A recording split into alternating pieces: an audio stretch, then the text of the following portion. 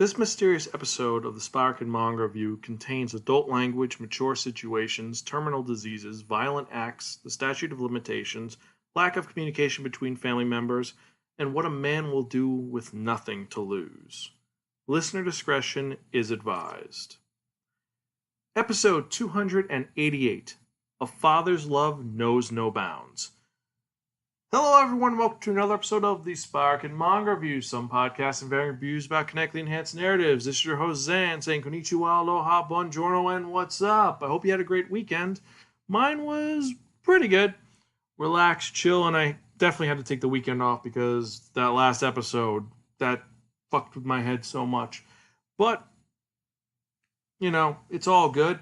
Life is good, things are good, and spend some quality time with people makes things a lot better and also gives you a lot of good perspective. Also, it's a good weekend. This was a really relaxed and fun and just chilled out weekend.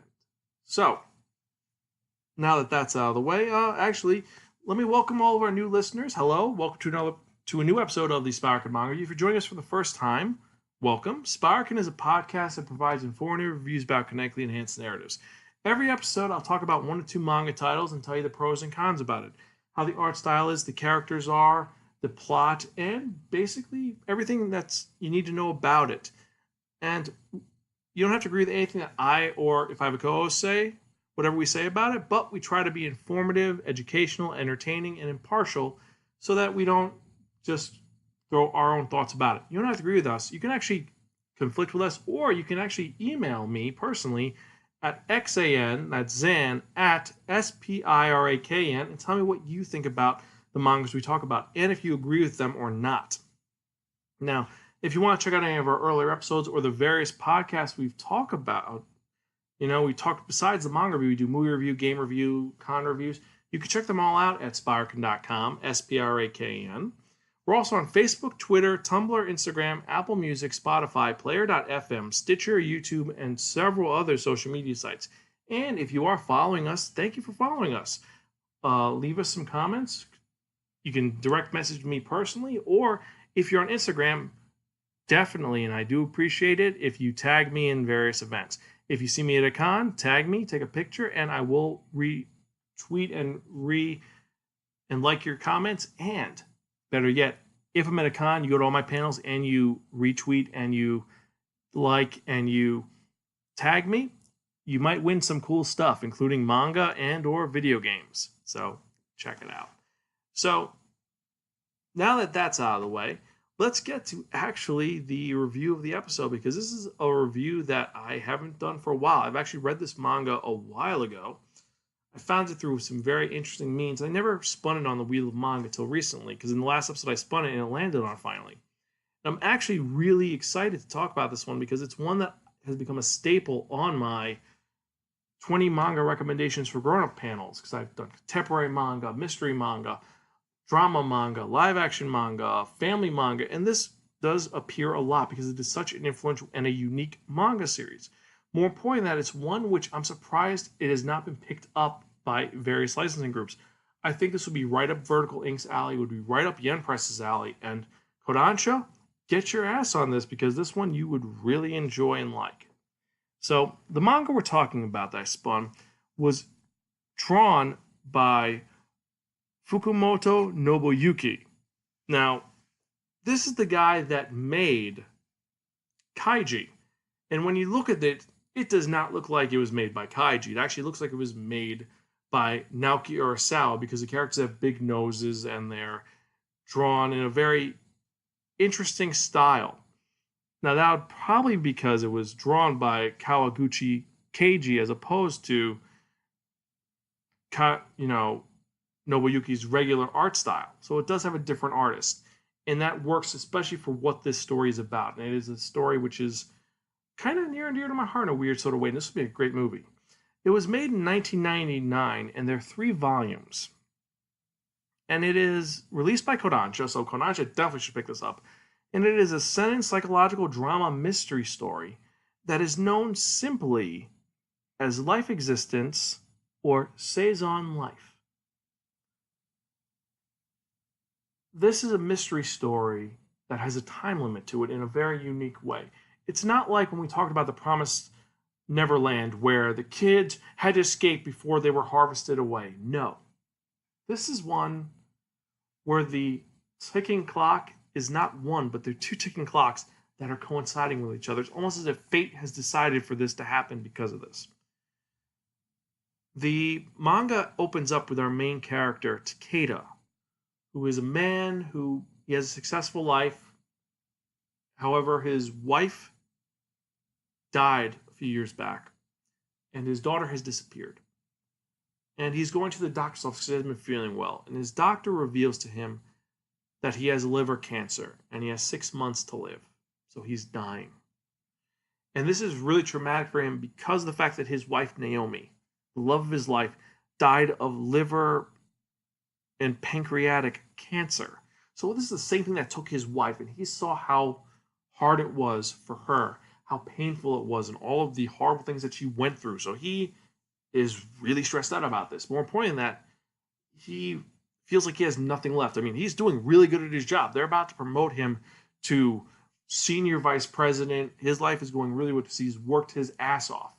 And things are not looking good for him because he's dying in 6 months. It's really, really bad.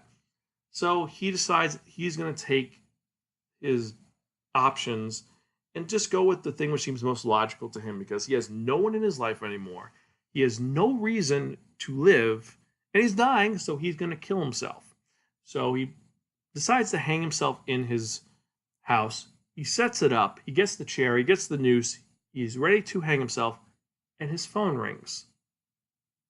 He doesn't care. He's going to hang himself. And it picks up. It is Tokyo PD. They have discovered the remains of his daughter, and they need him there to identify the remains.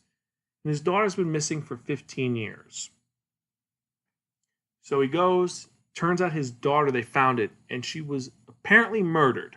There's evidence that there was a struggle. She's found in the back seat of a car that was buried. And in the car where she was found, there's evidence of that she was tied. There's evidence that there's a struggle. There's a weird number that's written in the in the roof of the trunk. So in the roof, she etched something, but she died. And this is horrible. It's traumatic because his daughter's been missing for years and he doesn't know what to do. He's like, oh my God, my daughter, Sawako, what happened? Who did this to you? And he's trying to figure out what happened. And the police say, there's not much we can do, sir, unfortunately. The statute of limitations ends in 6 months. Now, if you want to investigate on your own, you're more than welcome to, but just to let you know that whoever did this, if they're not caught in the next 6 months, they're going to get away scot-free. So now you see, he realizes that he has 6 months exactly to live, unless he does chemo. And he's not going to do chemo. He's going to take the 6 months he has left to avenge his daughter, to find out what happened to her, and discover what happened and bring this guy to justice before he dies, because that's the amount of time that his wife, that he thinks his wife gave him to save their daughter's memory in their life. So he ends up going on a journey to discover what happened to his daughter, trace her steps, find out where she went, who she was with, and more importantly, who would dare do this to his daughter and why he did this to his daughter. And he has the statute of limitations, and he's sick and he's dying. So it's a really compelling and intriguing story because he shirks off the doctor. So at any time, he could get very sick, he could collapse, it could be over for him. And this motivation is the one thing that's keeping him going. And you sympathize with Takeda, and more important, that you follow him on this journey. And you see the things that he did not see. You see that the things he thought about his daughter may have not been true. He didn't know his daughter. He thought he did, but he didn't. There are aspects of his daughter that he never noticed. Maybe it's her love of art. Maybe it's the places she wanted to go or the things she wanted to see. Or maybe the fact that she did love her parents. And she didn't want to run away. It's all of these factors which make this such an engaging and intriguing story. Now, I'm not going to talk anymore about the plot because this is so spoiler heavy if I talk about it. It could ruin your experience with it because this is such a golden story. And the art style is top notch. It fits it so well. And like I said, it's very similar to the Old Boy Naoki Urasawa-esque realistic character design that works so well. The backgrounds are not photorealistic, but they fit this world. And they don't seem like they're just phoned in. Especially when you look at Fukumoto's other work. When you look at Keiji, the characters are cartoonish, the designs are weird, they seem outlandish and fanciful. This is very grounded in a very different art style and a very different style than what you expect from him. And I've got to say, it works out really well. I would love to see some of his other work if he did other things. I mean, I love his gambling stuff. I love Akagi. But I'd love to see what he would do if they gave him a long-term mystery series like Monster or like Old Boy. You'd be on the seat of your chair just wondering what's going to happen next. Who did it? What's going on? And for that reason, I have to give Seizon Life really, really, really fucking cool. If you don't read this now, your brain will freeze, your eyes will open, your soul will be forfeit to the great Zoro Mugu Star. Our highest rating.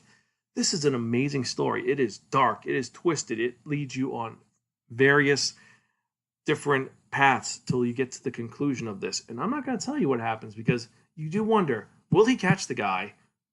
Will he die? Or will things go horribly wrong? Because he has 6 months and he has nothing except for the location of his daughter's remains and a number. That's all he has. He has super clues. And this guy is not a professional investigator. This guy is an actuary. He knows the bare minimum of investigation for insurance purposes. That's it. And he has nothing but his time and his money, because he did quit his job to do this. So he took all of the money invested into it to resolve this situation. So that's all he's got.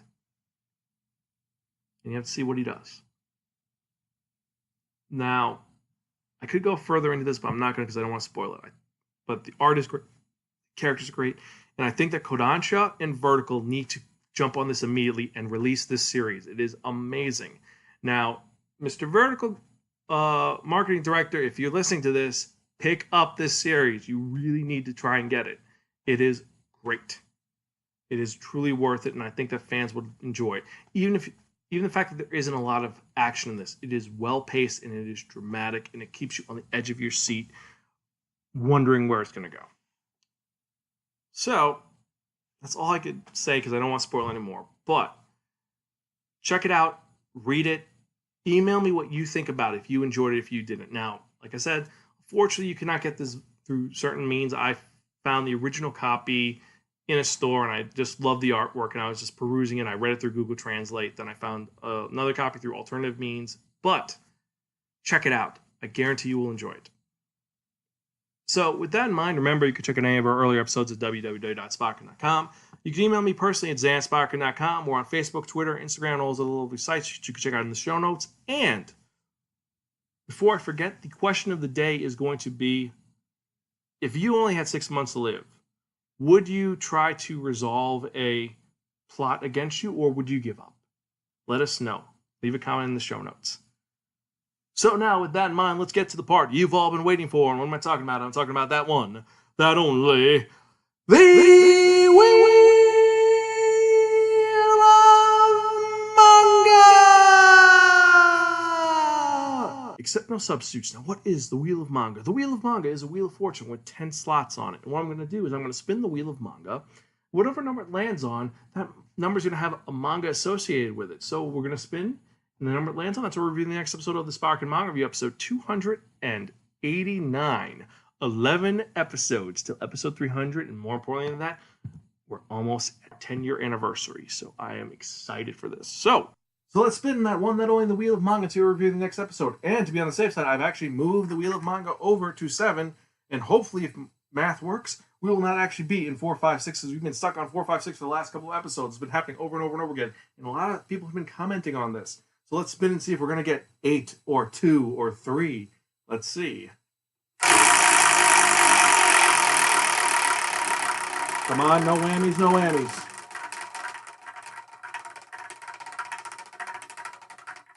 Either way, it's a very good wheel. It's just been bouncing and very weird. 9! number 7! Hooray! Finally, something different. It's number 7. Oh, thank God. I thought I was stuck in a time warp. Anyway, so in the next episode, we're going to be reviewing Flying Witch. This is a new series that was released by Vertical Inc., and I picked it up at Anime Boston, and it's based on another series, it's based on an anime series, but we'll review that when it comes in next episode. So I guess that's it for this episode. Thank you guys for listening. I hope you guys have a great week. I'll catch you next time, and this is your host, Zan, saying, I'm Gonzville, read more manga.